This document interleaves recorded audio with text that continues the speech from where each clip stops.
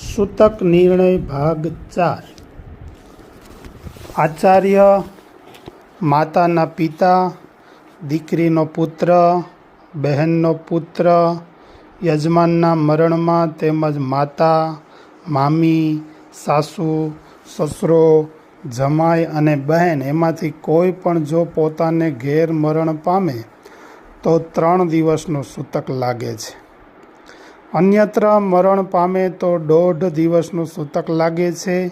પોતાના ફઈ, માસી, શાળા, સન્મિત્ર તથા શિષ્યના મરણમાં તેમજ માતાની માતા તથા બંધુત્રય પોતાના ફોઈના દીકરા, માસીના દીકરા તથા મામાના દીકરા તેમજ માતા પિતાના ફોઈ, માસી, મામાના દીકરા આટલાના મરણ પોતે પાસે હોય તો 1.5 દિવસનું અને દૂર હોય તો 1 દિવસનું સૂતક પાળવાનું કહેલું છે।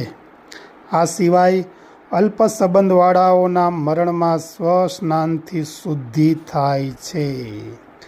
વિશેષ સૂતક આ રીતે પણ પાળવાનું હોય છે। શબનો સ્પર્શ કરનાર તથા સ્મશાન ભૂમિએ જઈને અગ્નિ સંસ્કાર કરનારને દિવસે અગ્નિ સંસ્કાર કરેલો હોય તો તારા સૂતક કહેતા સંધ્યા આરતી સુધીનું અને રાત્રિએ અગ્નિ સંસ્કાર હોય તો સવારે સૂર્ય દર્શન કરીને સ્નાન કરવાથી શુદ્ધ થવાય છે। શબના મુખાદિ દર્શન સ્પર્શ કર્યા સિવાય કર્યા હોય તો સ્નાન માત્રથી શુદ્ધિ થાય છે।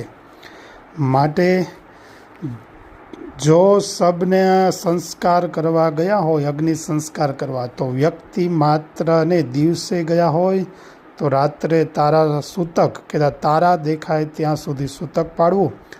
રાત્રે અગ્નિ સંસ્કારમાં ગયા હોય તો સવારે સૂર્ય ઉગે ત્યાં સુધી સૂતક પાડવું અને પાડ્યા પછી સ્નાન વિધિ કરી પવિત્ર થઈને પોતપોતાનું પૂજા વિધિ વ્યવહાર કાર્ય કરવું।